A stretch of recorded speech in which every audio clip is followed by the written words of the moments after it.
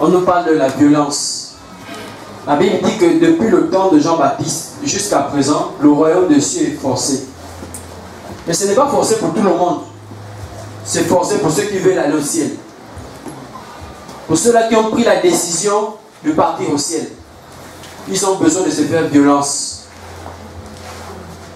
Et on ne se fait pas violence parce qu'on a besoin de se faire violence. On se fait violence parce que c'est difficile. Ça veut dire que lorsque j'ai du mal à prier, j'ai besoin de me faire violence. Lorsque j'ai du mal à méditer, il faut que je me fasse violence. Lorsque je sens que j'ai une pensée, j'ai envie d'aller me masturber, il faut que je me fasse violence pour ne pas aller me masturber. Sinon on peut venir tous les jours pour qu'on prie pour nous. Mais après la prière, on va tomber toujours dans la même chose. Parce que nous-mêmes aussi, on a un problème. On n'arrive pas à se faire violence. Ce n'est pas la prière du frère ou bien de la sœur qui fait en sorte que je me fasse violence. C'est d'abord moi-même. Il faut que j'apprenne à me faire violence.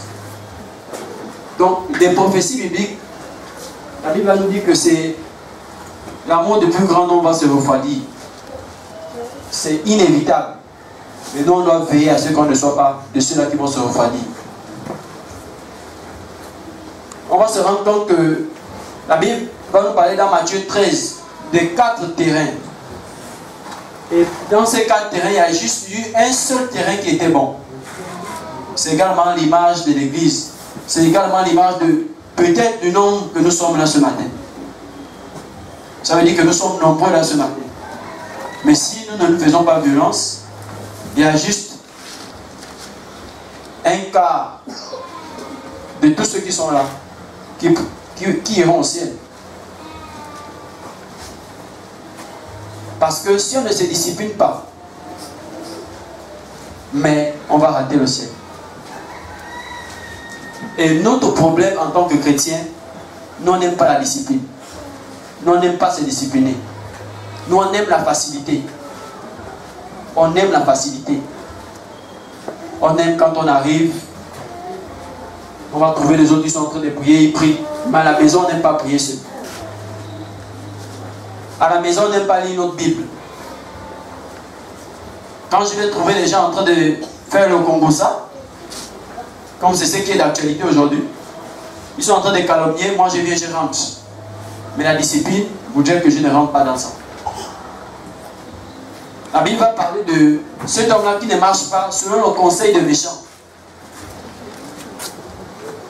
Qui ne s'assied pas avec les moqueurs. Mais c'est ça la discipline qu'on doit s'imposer. On doit s'imposer ça. Il y a des mauvaises compagnies qui corrompent les bonnes mœurs.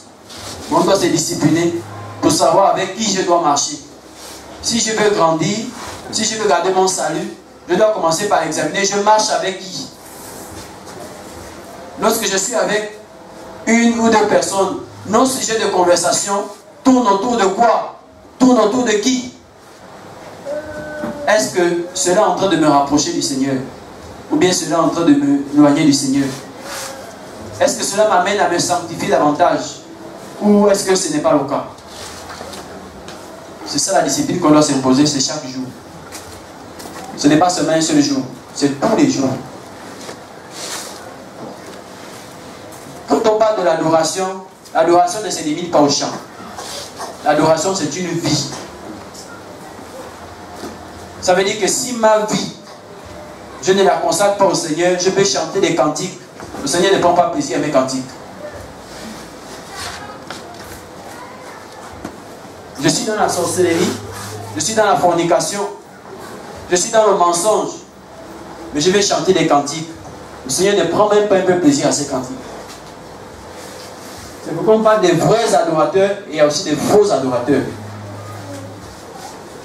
Donc ça commence d'abord par rapport à ma vie. Mes pensées. Est-ce que le Seigneur est sanctifié dans mon cœur, dans mes pensées? On est tous là. Certainement lorsqu'un frère passe pour intervenir, toi tu es déjà en train de convoiter le frère. Certainement lorsqu'une soeur se lève, toi tu es en train de convoiter la soeur. Mais c'est toi qui donnes les cantiques, c'est toi qui donnes les sujets de prière. La discipline aussi par rapport à nos yeux, nos regards. Parce qu'à un moment, on peut se regarder là, mais c'est avec des yeux où on veut se dévorer les uns les autres. On On a besoin de se discipliner. Parce qu'à ce moment, le frère ou la soeur ne sait pas ce qui se passe. Mais toi, tu sais ce qui se passe. Dieu sait ce qui se passe dans ton cœur.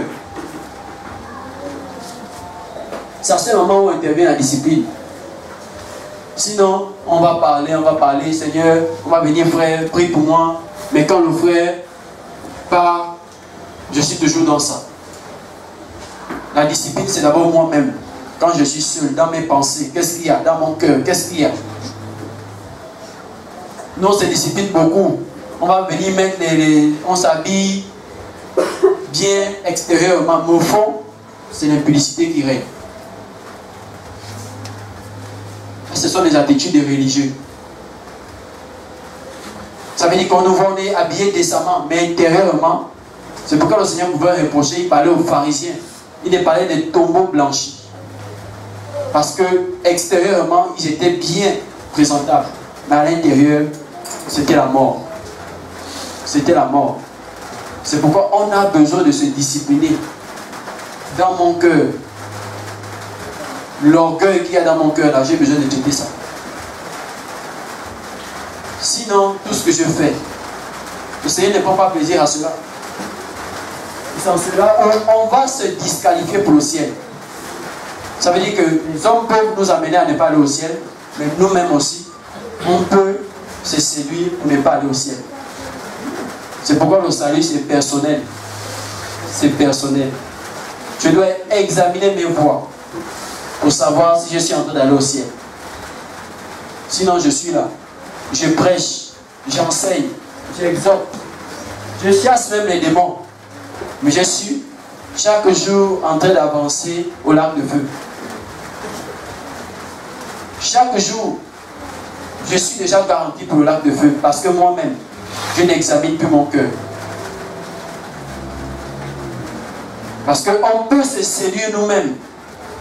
Il y a la séduction qui vient de l'extérieur. Mais nous-mêmes aussi, on peut bien se séduire. Et quand nous-mêmes on est séduit, c'est dangereux. Parce que même quand quelqu'un va venir pour nous interpeller, on va dire non. On est sur la bonne voie. C'est pourquoi on a besoin de veiller sur notre salut. Jésus, ce n'est pas un jeu. Beaucoup vont en enfer avec les Bibles. Ils ont les Bibles, mais ils sont sur la route de l'enfer. La Bible va nous dire que la fin d'une chose vaut mieux que son commencement. C'est la fin. Hein. Tous les jours, on dit que Jésus revient. Mais on est déjà en train d'aller à la fin.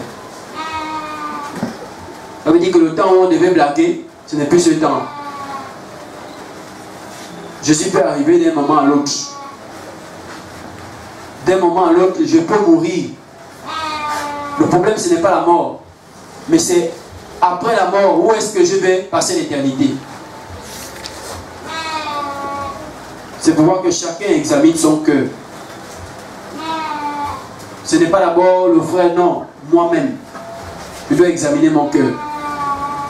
Quand je suis seul, qu'est-ce que je fais?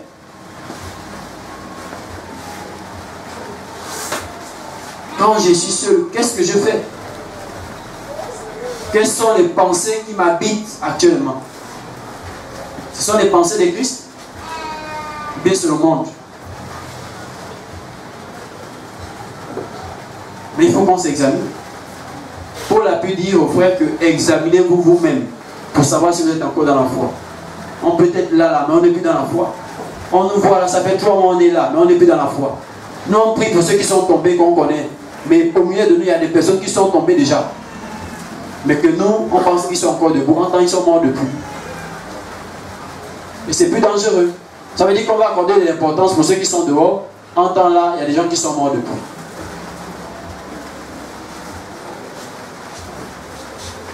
Et Jean-Baptiste pouvait dire à ce peuple-là dans Matthieu, dans Luc, qui venait après Jean-Baptiste, qui prêchait tous les jours. Ils vont venir vers Jean-Baptiste, ils vont dire qu'ils veulent se faire baptiser. Jean-Baptiste va les dire, il va les traiter de race de vipères. Il va dire, qui vous a appris à fuir la colère à venir? C'est pourquoi il y a beaucoup de vipères qui rentrent dans les assemblées. Les gens sont dans leur mauvaise vie, mais c'est dans les assemblées qui viennent pour se cacher. Ici, ce n'est pas un endroit pour se cacher. Quand on décide de venir dans un endroit où on prêche Jésus, c'est parce qu'on a décidé de changer de vie. Ce n'est pas parce qu'il faut qu'on se cache. Pour qu'on dise que non, je prie maintenant. Parce que si, pour bien se cacher, c'est donner sa vie à Jésus. Tu es sûr que ta vie est cachée en Christ. C'est ce que Colossiens nous dit. Ce n'est pas le fait de fréquenter une assemblée qui nous dit que nous sommes garantis pour le ciel. C'est pourquoi chacun doit vraiment veiller sur sa vie. Ça veut dire que tu es là avec nous. Tu sais que tu es faux. C'est peut-être parce qu'on ne t'a pas encore interpellé, tu te dis qu'ici on ne voit pas. Tu vas te dire qu'on est aveugle. Mais le Seigneur veut d'abord t'interpeller toi-même. Tu vas te dire qu'ici on ne voit pas. Qu'ici ne voit rien. Je peux me cacher. Je peux faire ce que je veux. Mais tu es en train de te tromper toi-même. Tu seras surpris quand tu seras livré. Quand Jésus va te livrer, c'est là où tu seras surpris. Tu vas te rendre compte que tu peux discipler les hommes, mais Jésus, tu ne peux pas le discipler. Et Paul va nous dire que nulle créature n'est cachée devant Dieu. Aucune personne n'est cachée devant Dieu. C'est pourquoi il faut te décider. Soit c'est Jésus que tu veux suivre. Si c'est le monde, va continuer avec le monde. Ne fais pas semblant. Il ne faut pas faire semblant. Ceux qui savent qu'ils font semblant, il faut vous examiner. Là où tu es assis, examine-toi et décide-toi. On vient ici, c'est pour se préparer pour aller au ciel. Ce n'est pas un lieu d'amusement, un lieu de rencontre, des potes, des amis. Non. Donc, si tu sais que ta vie n'est pas en règle, tu te connais toi-même. Il faut que tu te décides. Parce que l'église, c'est l'assemblée des saints. Ce n'est pas un lieu où on vient se cacher. Parce qu'il faut que je te dise ça bien ce matin. Le jugement de Dieu va commencer dans l'église. Là où tu dis que tu vas te cacher, là, c'est ici où ça va commencer. Dans le monde encore ça va. Mais c'est ici où ça va commencer. C'est pour te dire que c'est ici où tu vas commencer à être livré. Dans le monde, le Seigneur va s'occuper de toi après. Mais c'est ici où ça va commencer, le jugement de Dieu. C'est pourquoi si tu pensais que c'est ici où tu devais te cacher, tu t'es trompé. Parce que Jésus va t'exposer. C'est pourquoi il faut te décider. Ce n'est pas un jeu. Ce n'est pas un jeu. Décide-toi. Amen. Donc, moi c'est ce que j'avais ce matin. Et depuis un moment, le Seigneur me parle du jugement de Dieu. Parce qu'on blague trop. Le Seigneur nous interpelle, nous interpelle, nous interpelle. On a l'impression que Jésus est notre ami. On a des fausses repentances. On a des fausses repentances.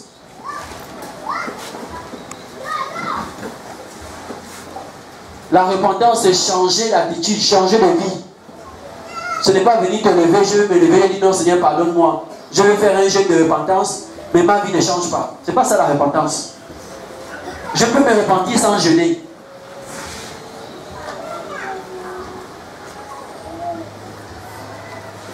Amen. Par rapport à ce que Roland était en train de dire, je disais à quelques sœurs vendredi quand on était ici, je leur disais le songe que j'ai eu le jeudi. C'est un peu sur l'histoire d'être livré.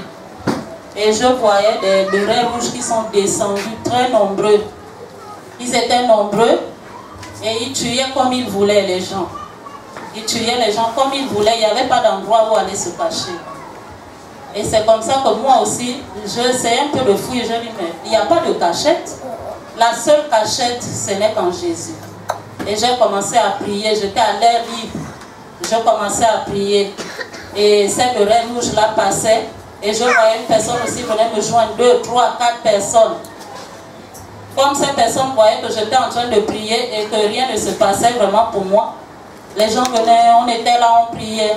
Mais après, ces bérets sont arrivés. Quand ils sont arrivés, autour de nous, ils rôdaient. Moi, ça ne m'a pas étonné. Je voyais seulement, il disait, toi, viens ici. Il prend la personne, il tue. Je regarde, mais pourquoi on tue cette personne? C'est parce que cette personne blaguait. Voilà pourquoi on tuait des personnes tout simplement qui blaguaient, qui n'étaient pas vraies. Et quand je me suis réveillée, vraiment, j'ai encore eu une crainte, quoi. Je disais cela à des sœurs vendredi. C'est pour dire que vraiment, je suis sûre, et bien sûre encore, que le diable a encore doublé d'efforts. Il a encore bien envoyé ses esprits travailler. Quand tu es faux, tout simplement, il va te balayer, quoi. C'est simple. Amen.